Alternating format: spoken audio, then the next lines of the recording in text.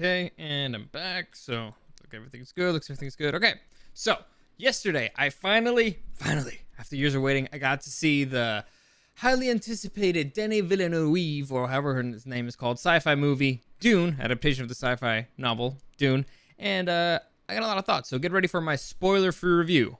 Welcome to the newest episode of SDW. Super Dario World!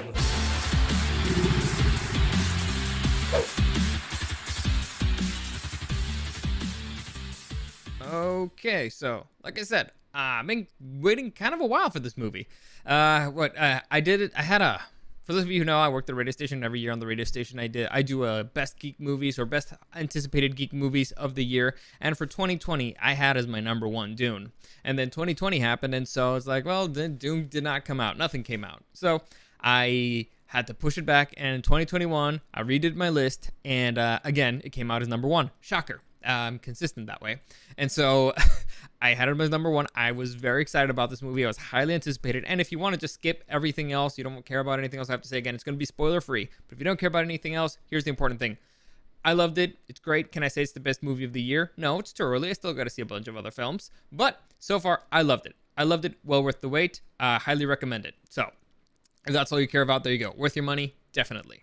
But let's talk about it a little bit before I get into it a little bit more. Any comments, questions, or suggestions, you can find me at Super Dario World on YouTube and on Twitch. I'm going to be live streaming. I've decided next week I'm going to be doing it at 10 a.m. I'm aiming for 10 a.m. So if you want to join me and ask me questions and stuff in the live stream, there you go. That would be the easiest way for you to contact me live. And so I'll be able to help you out there because I finally got my schedule for next week. And it looks like 10 a.m. might be doable, except maybe on like Thursdays. But it looks like it's going to be doable. So I'm aiming for that. And so there you go. Like I said, if you want to contact me, or if you want to contact me through Instagram at DarioSDW and at Super Dario World. So let's get into it. Let's talk about the movie Dune. Again, highly anticipated movie, Dune, sci-fi classic, a novel. It's fantastic. And in order for me to talk about the movie watching experience, I have to get a few things out of the way. So first off, I did not, again, this movie's based on a book. I have not finished reading the book. And here's the reason why I didn't finish the book. I started reading it, and then when I was like a third of the way into the book, I've heard that Denis Villeneuve, again, a director that I really like, he did Arrival, he did the Blade Runner 2049, which I loved.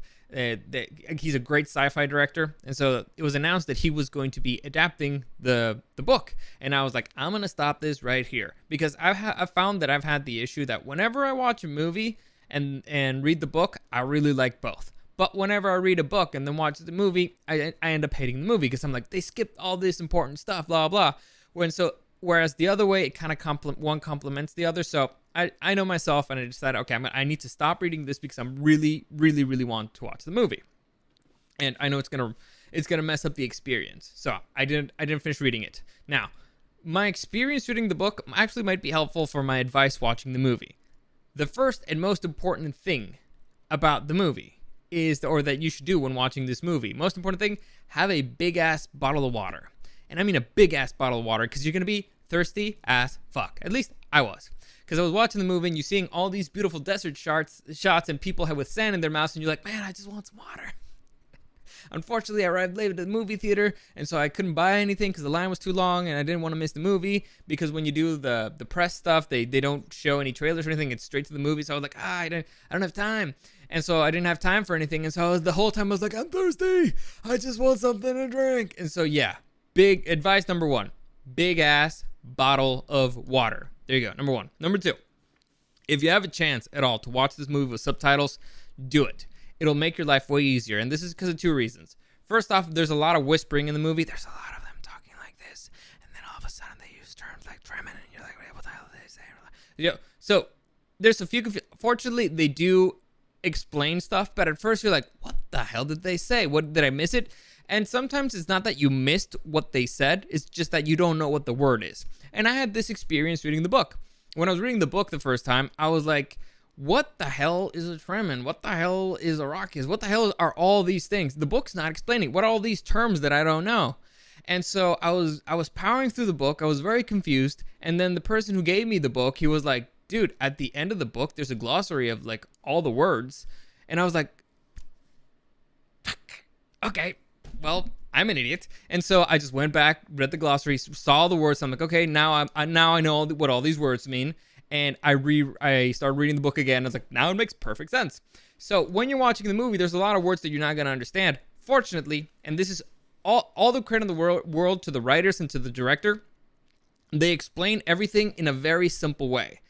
The story is a very complex political situation that in the book you're a little confused and you're like, this is a lot of information. I don't understand what's happening. And they make up a lot of words that you're like, what the hell does that mean?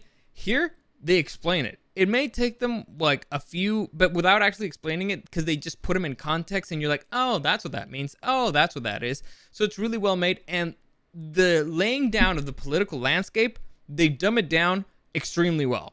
So to me, that's probably the best thing that they do in this movie story-wise. It's they simplify it in a way that it doesn't take away too much time from the story.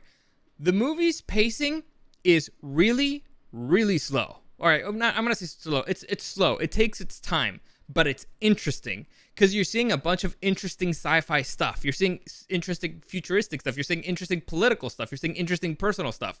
So you're never feeling like you're wasting your time. The movie just it takes its time, and it has to do with the photography. The dude that they got to do the photography of this movie is extremely good. It's a beautifully shot film, and I mean beautifully shot film.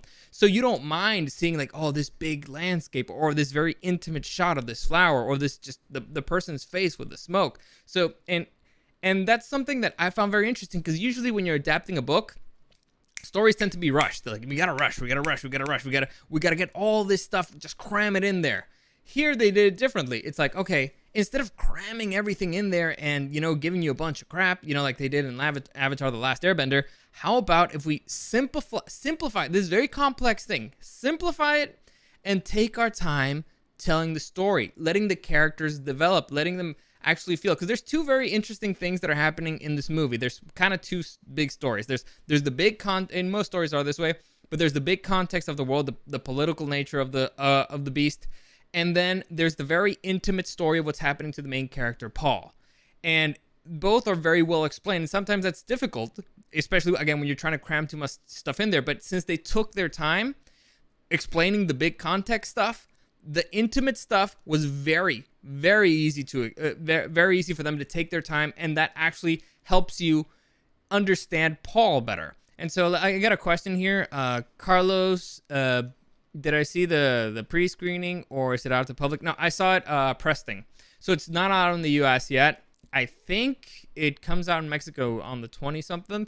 So I'm not sure. The point is I saw the press. I didn't pay for it. I went to see for press stuff. Anyway, what was I saying? So it's very well made in that term.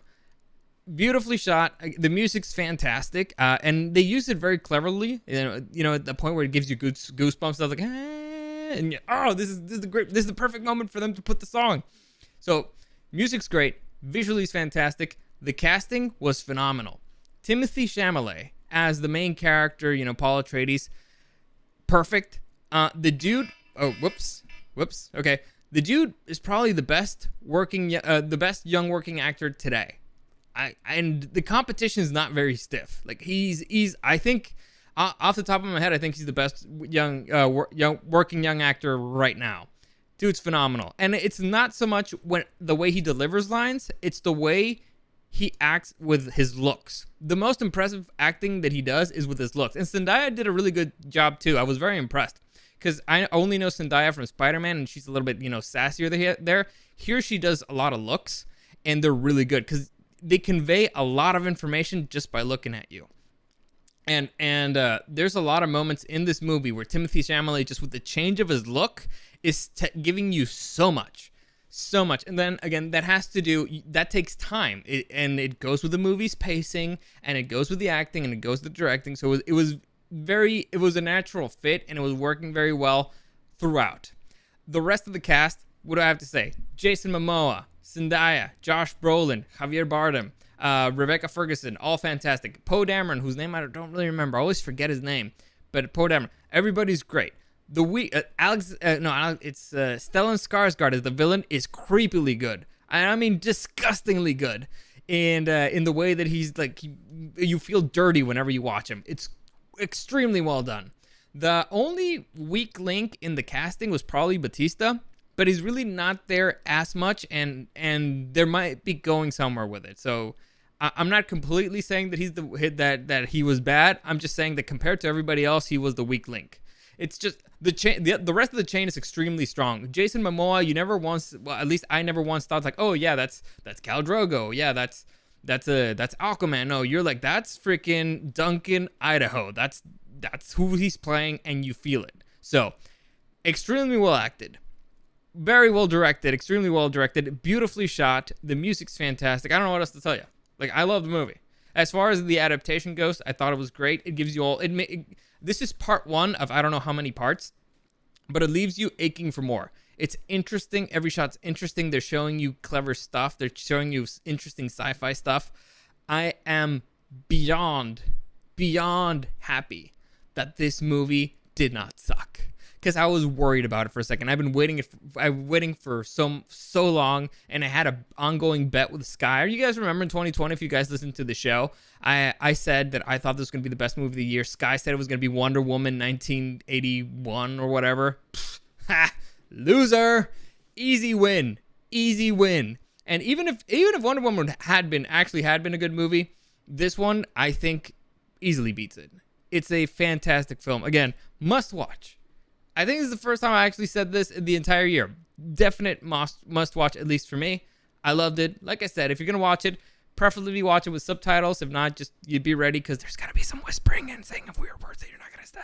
So, because of that, I'll repeat what I just said. You should watch it with subtitles, because there's going to be some whispering, and you're going to catch some words that you don't understand because you don't know what they mean until they explain it afterwards, but you're going to be confused for a second. So, preferably with subtitles. And a big-ass bottle of water. Big-ass bottle of water. So that's it. That's all I'm going to say. I recommend it. As always, I believe this is a good place to stop. As always, any comments, questions, or suggestions. Well, I forgot to put the music on. Amateur hour over here. I got too excited talking about the movie. But yeah, as always, comments, questions, or suggestions, you can find me at Super Dario World on YouTube and on Twitch. I will be streaming next week. I'm aiming for 10 a.m. throughout the week, unless, I get busy with work stuff. But I'm aiming to get busy with work stuff after I do the stream. So hopefully it works out.